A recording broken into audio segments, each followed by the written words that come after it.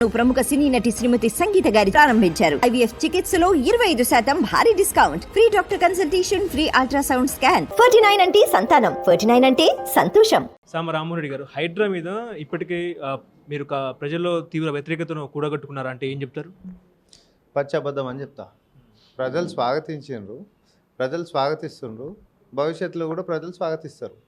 ఎందుకంటే మన గురించి, మన భవిష్యత్తు గురించి, మన పిల్లల భవిష్యత్తు గురించి, ప్రకృతిని, పర్యావరణాన్ని, అదేవిధంగా చెరువులని, నాళాలని, పార్కులని కాపాడేటటువంటి నిర్ణయాన్ని ప్రజలందరూ స్వాగతిస్తారు. దీనిలో వ్యతిరేకం ఏముంటుంది? ఇప్పుడు హైడ్రా అనేది ఎవరి కోసం తీసుకొచ్చారు, ఎందుకు తీసుకొచ్చారు, దేనికోసం తీసుకొచ్చారు? ఢిల్లీ కోసం తీసుకొచ్చారా, ఏఐసిసి కోసం తీసుకొచ్చారా, 4 రాష్ట్రాల ఎన్నికల కోసం తీసుకొచ్చారా, లేకపోతే బిల్డర్ల కోసం తీసుకొచ్చారా, బిల్డర్ నుంచి డబ్బుల వసూలు కోసం తీసుకొచ్చారా అంటే ఏం చెప్తారు? నీ కోసం తీసుకొచ్చారు, నా కోసం తీసుకొచ్చారు, తెలంగాణ సమాజం కోసం తీసుకొచ్చారు, భవిష్యత్ తరాల పిల్లల కోసం తీసుకొచ్చారు అని చెప్తా. ఇట్లా బీఆర్ఎస్ పార్టీ చేసేటటువంటి బూటకపు ప్రచారాలలో ఆ వలలో పడేటటువంటి వాళ్ళు కొద్దిమంది మాట్లాడేటటువంటి సోషల్ మీడియా పోస్టులు తప్ప యావత్ తెలంగాణ ప్రజానికం మొత్తం కూడా దీన్ని స్వాగతిస్తుంది. ఎందుకు మరి ఇదే చిన్నపాటి వర్షాలు పడ్డప్పుడు, చౌరస్తాలు మునిగిపోతున్నప్పుడు, బండ్లు పోలేనటువంటి పరిస్థితి వస్తున్నప్పుడు, మ్యానువల్ల ఆడబిడ్డలు చచ్చిపోతున్నప్పుడు, చిన్నపిల్లలు మన ముంగటనే కొట్టుకపోతున్నప్పుడు మరి వాళ్ళ కడుపు మంటను ఎవరు తీర్చాలి? ఈరోజు అక్రమ కట్టడం కూలిపోతుంటేనే ఏదో సెంటిమెంటల్ వీడియోలు తీసేసి బీఆర్ఎస్ చేస్తున్నటువంటి ఒక వికృత క్రీడని తెలంగాణ సమాజం చూస్తుంది. మరి ఆస్తి నష్టం జరుగుతుంది, ప్రాణ నష్టం జరుగుతూ ఉంది. ఇన్ని సంవత్సరాలు ఈ పనికి మళ్ళా బీఆర్ఎస్ 10 సంవత్సరాలుగా చేసినటువంటి పరిపాలనలో ఉన్నటువంటి చెరువులు, కుంటలు మొత్తం కబ్జాలు చేసింది. దాన్ని నియంత్రిద్దామా వద్దా? భవిష్యత్తు ప్రకృతి ఉండాలనా వద్దా? ఇంకా ఖాళీ జాగాలు చాలా ఉన్నాయి, కట్టాల్సినటువంటివే ఉన్నాయి. రేపు పొద్దున ఉంటున్నటువంటి దానికే నీళ్ళే చెరువులను తలపిస్తుంటే భవిష్యత్తులో ఇక అసలు మనం ఏడుకోవాలి. చెరువులకు పోయి మనమే బతుకుతుంటే చెరువులు మన మధ్యలోకే వస్తాయి కదా, మునిగేదవడు నువ్వు నేనే కదా. సో ఒక విప్లవాత్మకమైనటువంటి నిర్ణయం తీసుకున్నప్పుడు మంచి చెడ్లు అనేటటువంటిది ఇక ప్రతిపక్షంలో బీఆర్ఎస్ ఉంటున్నప్పుడు ఇంతకుమించి మంచి ఏం లెక్క పెడుతుంది. గరీబోళ్ళ ఇంటి వైపు ఏమో హైడ్రా వెళ్తుంది, కూల్ చేస్తుంది, బడాబాబుల ఇంటి వైపు హైడ్రా వెళ్తలేదు, యూటర్న్ తీసుకుంటుంది అనేది ఒక చర్చ. నిజమేనా? హైడ్రా చెరువుల వైపు పోతుంది, కాలువల వైపు పోతుంది. ఆడ గరీబోళ్ళుర్రా, లేకపోతే నాగార్జున ఉన్నాడా, లేకపోతే ఏఐసిసి లీడర్లుర్రా, లేకపోతే బీఆర్ఎస్ ఎమ్మెల్యేలుర్రా, కాంగ్రెస్ పార్టీ నేతలుర్రా, కాంగ్రెస్లో చేరినటువంటి బీఆర్ఎస్ ఎమ్మెల్యేలుర్రా అని చూస్తలేదు. నేను చెప్పినటువంటి దాంట్లో అందరు కవర్ అయ్యారని నేను అనుకుంటున్నాను. కాబట్టి హైడ్రా అనేటటువంటిది కేవలం చెరువులను కాపాడేటటువంటి సంకల్పంతో చెరువులను చూసుకుంటూ పోతుంది, నాళాలను చూసుకుంటూ పోతుంది, లేకపోతే పార్కులను చూసుకుంటూ పోతుంది. నేను అంతేందుకు ఆయన నిన్నటిదే నేను మాట్లాడతాను. బీఆర్ఎస్ వాళ్ళు పోస్టులు పెట్టిరు, అబ్బో కొంపలు మునిగిపోయినాయని చెప్పి మాట్లాడుతారు. బస్టాండ్ పక్కన ఫుట్పాత్ బయటికి మొత్తం వచ్చి ఒక డబ్బా పెట్టుకుంటే పేదోళ్ళదని మాట్లాడతారు. Encroachment is an encroachment. నేను ఒకటి నీకు చెప్తా, వాస్తవానికి ఆడ కూలగొట్టినప్పుడు ఆడ కొంతమంది పేదవాళ్ళు ఉండరు అనుకోండి, దాని గురించి కూడా ప్రభుత్వం నిర్ణయం తీసేసుకుంది. ఎవరైనా నిజంగానే అమాయకులై కటిక పేదరికంలో ఉంటున్నటువంటి వారి యొక్క డీటెయిల్స్ తీసుకోండి, వివరాలు తీసుకోండి, భవిష్యత్తులో వాళ్ళకి డబుల్ బెడ్రూమ్ ఇచ్చేటటువంటి ఆలోచనలో ప్రభుత్వం ముందుకు పోతుందని స్వయాన ముఖ్యమంత్రి గారు నేను చెప్పిండు.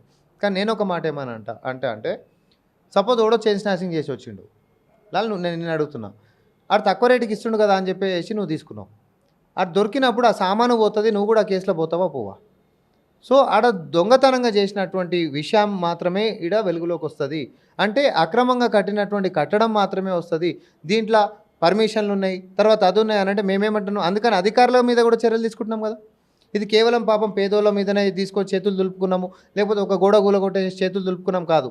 పెద్దోళ్ళ గోడలు కూలినాయి, అలా కొద్దిమంది చిన్న చిన్న ఇళ్ళు కూడా కూలుతున్నాయి. తర్వాత ఎవరు దీని వెనకాల ఉంటున్నటువంటి అధికారుల మీద కేసులు కూడా జరుగుతూ ఉన్నాయి. అంతేకాదు ఇంకా అండర్ కన్స్ట్రక్షన్లోనే ఉండి కోట్లు గడించాలనేటటువంటి కుట్ర చేసుకుంటా ఉంటున్నటువంటి కబ్జా కోర్లు, ఆక్రమణదారుల యొక్క గోడలు కూడా కూలుతున్నాయి. అందరి మీద చర్యలు తీసుకుంటాం. నోటీసులు ఇస్తలేరు అనేది ఒక చర్చ. ఇప్పుడు తిరుపతి రెడ్డికి ఏమో హైకోర్టు స్టే ఇచ్చింది, అటువైపు దుర్గంచెరు వైపు బుల్డోజర్ పోతలేదు. కేవలం పేదోళ్లకు అసలు నోటీసులు ఇస్తలేరు, కనీసం టైం కూడా ఇస్తలేరు అనేది ఒక చర్చ. అది పచ్చబద్ధము. ఇది పచ్చబద్ధం అని ఎందుకు అంటున్నా అంటే కొంతమందికి 2 రోజుల నోటీసే వచ్చింది అనేటటువంటిది మాత్రం అన్నారు. దాంట్లో కొంచెం సాహిత్యకమైనటువంటి వాదన ఉందని మనం అనుకుందాం. అది కూడా నోటీస్ ఏంటంటే అసలు కనీసం దానికి రూమ్ నెంబర్ లేదు, డోర్ నెంబర్ లేదు. ఎవరికి ఇవ్వాలి దానికి? దాని ఓనర్ ఎవరు? దాని లోపల ఉంటున్నటువంటి వాళ్ళకు ఇవ్వాలనా, లేకపోతే రూమ్ నెంబర్ ఉంటే ఆ రూమ్ నెంబర్ నీకు ఎట్లా వచ్చిందని చెప్పి ఓనర్ పేరు మీద ఓరుతుంటే వాళ్ళకు పోతుంది. సపోజ్ దాంట్లో కిరాయికి ఉంటుర్రు అనుకో, ఓనర్కి పోయింది కాబట్టి వారు టెనెంట్కి చెప్పలేదు కాబట్టి టెనెంట్కి తెలుస్తలేదు అని చెప్పి వాళ్ళు కొంతమంది మాట్లాడుతూ ఉన్నారు. కానీ చట్టం ఏం చెప్తున్నాము, మేమేం చేస్తున్నాము అని అంటే నోటీస్ ఖచ్చితంగా మనం ఇస్తున్నాము, ఇచ్చినాక వాళ్ళకి నిర్ణీత గడువు మనం పెడుతున్నాము, ఖాళీ చేసి పొమ్మంటున్నాం. అయినా కూడా పోయినటువంటి వాళ్ళది కొంచెం ఇబ్బందికరమైనటువంటి వాతావరణం అక్కడ మనకు కనిపిస్తూ ఉంది. ఓకే. ఇప్పుడు కేటీఆర్ అన్నట్టు తెలంగాణ అనేది కేవలం 7 అన్నదమ్ముల మధ్యలోనే బందీ అయిందా అంటే ఏం చెప్తారు? ఏ 7 అన్నదమ్ములు? రేవంత్ రెడ్డి 7 అన్నదమ్ముల మధ్య 7 రసలాలు తలతిక్కలోడా లేకపోతే ఏ, తలకాయలకి బుర్ర గిట్ట మోకాళ్ళ గిట్ట పోయిందా? ఈ మధ్య ఏం మాట్లాడుతుండో ఆయనకే అర్థమవుతలేదు. ఎన్నికలు ఓడిపోతున్నాం అన్నప్పటి నుంచే ఫేక్ లీటర్లతోటి ముందుకు వచ్చిన ఫేక్ రాజా కేటీఆర్. ఐటీ అనేటటువంటి సెక్టార్ని పేరు పక్కన పెట్టుకొని ఐటమ్ కొట్టిన ఐటమ్ రాజా ఈరోజు జస్ట్ ఫేక్ న్యూస్ ప్రాపగండాకి యూట్యూబ్ ఛానల్ కొన్నింటిని పెట్టుకొని జీతబత్యాలు వాళ్ళకి ఇచ్చుకుంటా ఏదో ఫేక్ ప్రాపగండా రన్ చేసేటటువంటి కుట్రలు చేస్తూ ఉన్నాడు. ఆయన వాదనలో ఏ రోజు పసుంటలేదు, ఆయన సాహిత్యకమైనటువంటివి ఏ రోజు కూడా బయటికి చెప్తలేడు. నువ్వు ప్రతిపక్షంలో ఉంటున్నప్పుడు నిజంగానే వివరంగా జరుగుతున్నటువంటి విషయాలు గిట్ట ఏదైనా ప్రజల ముందుకు వస్తే పారదర్శకంగా అనిపిస్తే ప్రజలే చూస్తారబ్బా, న్యాయ నిర్ణేతలు ప్రజలు. కానీ నువ్వు మాట్లాడుతున్నటువంటి దాంట్లో నీ కుటుంబం, నీ అయ్య, నీ బావ, నువ్వు, లేకపోతే మీ సోదరిమణి, తర్వాతే ఈ మందుగోళీలు అందించేటోడు, లేకపోతే మీ పాలేరుగాడు, లేకపోతే మీ బాయకాడ పనిచేసేటోడు, నీ ఫామ్ హౌస్ లోపల ఉండేటోడు పదవులు పంచుకోలేదే. మీరేమో పంచుకోలేదు. ఈరోజు రాగానే రేవంత్ రెడ్డి గారు మాత్రమే పంచుకున్నారా? సిగ్గుండాలి అలా మాట మాట్లాడడానికి. రేవంత్ రెడ్డి గారు తప్ప రేవంత్ రెడ్డి గారి కుటుంబంలో వాళ్ళ సోదరులల్లో ఈరోజు రాజకీయమైనటువంటి పదవి కానీ లేకపోతే అధికారంలో గవర్నమెంట్లో ఉంటున్నటువంటి పదవి ఒకటి చూపెట్టి కేటీఆర్ నాకు. నువ్వా రేవంత్ రెడ్డి గారి గురించి మాట్లాడేది? సో నీ ఈపు నువ్వు చూసుకో ఫస్ట్. ఒకేళ్ళు మా మీద చూపించేటప్పుడు 4 ఏళ్ళు నీకు చూపిస్తున్నాయి. 4 ఏళ్ళు కాదు, 4 కోట్ల మంది తెలంగాణ ప్రజలేళ్ళు నీ దిక్కు చూపిస్తున్నాయి. సిగ్గుండాలి మాట మాట్లాడనీకి నీకు. నిజంగా తెలంగాణ ప్రజలు మళ్ళీ కేసీఆర్ రావాలి, కేసీఆర్ కావాలని కోరుకుంటున్నారా అంటే ఏం చెప్తారు? ఒక కల్వకుంట్ల కుటుంబం తప్ప ఓడు కొరుకోడు. వద్దని చెప్పే బాయ్ బాయ్ చెప్పారు. బాయ్ బాయ్ కేసీఆర్ అన్నాం కదా అప్పుడు. ఇక మళ్ళీ వచ్చేటటువంటి ముచ్చట ఏం లేదు. ఎందుకనంటే ఈరోజు ఈ దరిద్రాలు మొత్తం కూడా ఈరోజు మనం ఇవన్నీ పాప ప్రక్షాళన ఏవైతే చేస్తూ ఉన్నామో వాళ్ళు చేసినటువంటి పాపాలే. ఈరోజు తెలంగాణ నెత్తి మీద 7 లక్షల కోట్ల అప్పులు పెట్టుడే కాదు, పంచభూతాలను కూడా పీక తిన్నటువంటి పందికొక్కు పరిపాలన ఏదైతే ఉందో దాని నుంచి వద్దనుకొనే పక్కకు జరిపిర్రు. ప్రతిపక్ష హోదా దాన్ని కూడా నిలబెట్టుకున్నటువంటి పరిస్థితి లేదు. కాబట్టి రానున్నటువంటి భవిష్యత్తులో బీఆర్ఎస్కి బతుకు అనేటటువంటిదే కనిపించదు. నిజంగా షేర్లింగంపల్లికి ఉప ఎన్నిక వచ్చే అవకాశం ఉందా? షేర్లింగంపల్లి ఎమ్మెల్యే ఏ పార్టీలో ఉన్నారు? కాంగ్రెస్లో ఉన్నారా, బీఆర్ఎస్లో ఉన్నారా, బయట ఉన్నారా, లోపల ఉన్నారా, ఎక్కడ ఉన్నారు, ఏంటి పరిస్థితి? ఆయన ఏడుంటే కాడు ఉన్నట్టు, ఆయన ఇంట్లో ఉంటే ఇంట్లో ఉన్నట్టు, కార్లు ఉంటే కార్లు ఉన్నట్టు, ఆయన ఎక్కడుంటే అక్కడ ఉంటున్నట్టు. దాన్ని నేనే ఆ ప్రశ్న ఏంటిది, బయట ఉంటుందా లోపల ఉంటుందా అంటే ఏందంది దాన్ని? ఏడ బయట ఏడ లోపట. ఆయన స్పష్టంగా చెప్పిండు కాంగ్రెస్లో నేను చేరలేదు అని అన్నాడు.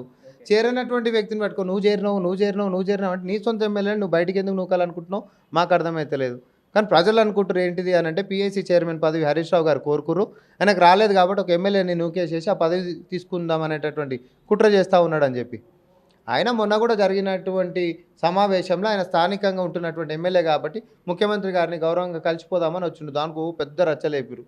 అది ఎంత రచ్చలేపితే మీకే అంత ఇజ్జత్ అవుతుందన్న సంగతి తెలుసుకోవాలి ఫస్ట్. అంటే మీ సొంత పార్టీలో మీ ఎమ్మెల్యేలకి మీ మీద నమ్మకం లేదా అని నువ్వు చెప్పదలుచుకున్నావా? మరి ఆయనకు లేదన్నప్పుడు మీతోలో కూడా ఉండదు కదా. ఇప్పుడు కాంగ్రెస్ ప్రభుత్వంలో మా మనుషులు ఉన్నారు అని చెప్పేసి ఆయన చెప్పడం జరిగింది. నిజంగా కాంగ్రెస్ గవర్నమెంట్లో కేసీఆర్ కోవట్లు ఉన్నారా అంటే ఏం చెప్తారు? మీరు చేస్తున్న పనులన్నీ కూడా అక్కడ తెలుస్తున్నాయంట. ఇప్పుడు మమ్మల్ని ఆ మాట అనుకుంటా నువ్వు అడిగిన క్వశ్చన్కే అడుగుతున్నా. గాంధీ మావాడు కాదు అని అంటున్నావు. ఎవరు అనుమానాలలో బతుకుతారో ఎవరు మనుషుల్ని నమ్మలేకపోతున్నారు. వాళ్ళ మనుషులు మా దాంట్లో ఉంటే మేము భయపడాలి, మా మనుషులు వాళ్ళ దాంట్లో ఉంటే వాళ్ళు భయపడాలి. అవునా కాదా? మరి ఎవడు భయపడుతుండే ఇప్పుడు? నువ్వు ఓవర్ మనిషివి సొంత మనుషులని సొంత ఎమ్మెల్యేలని నువ్వు అంటున్నావు అంటే మరి మా మనుషులు మీ దాంట్లో ఉర్రని చెప్పి నువ్వే దాన్ని ఎక్నాలజీ చేసి వాదిస్తున్నావు రోజు బయట. మళ్ళీ ఉల్టా మా మీద అనడం ఎంతవరకు కరెక్ట్? ఇది అట్లాంటి పరిస్థితి ఉంటుందని చెప్పి నువ్వేమీ అనుకోవాల్సినటువంటి అవసరం లేదు కేటీఆర్. ఏమి ఇబ్బంది లేదు. ఇది ప్రజలు తెచ్చుకున్నటువంటి పార్టీ, ఇది ప్రజలు గెలిపించుకున్నటువంటి ప్రభుత్వము కాబట్టి ఇది ప్రజలది. దాంట్లో నీ వాళ్ళుర్రా నా వాళ్ళుర్రా అనేటటువంటి వాదనలు ఇవన్నీ పనికిరాని పక్కకు పెట్టేసేసి కొంచెం పరిపాలన జరుగుతున్నటువంటి విషయాలపైన ప్రతిపక్షంలో ఉంటున్నప్పుడు ఏదైనా నిజంగానే సాహిత్యకమైనటువంటివి ప్రజల సమస్యలు ఉంటే ప్రభుత్వం దృష్టికి తీసుకొనండి, మేము స్వాగతిస్తాము. ఆ సమస్యలకు పరిష్కారాన్ని వెతుకుదాం.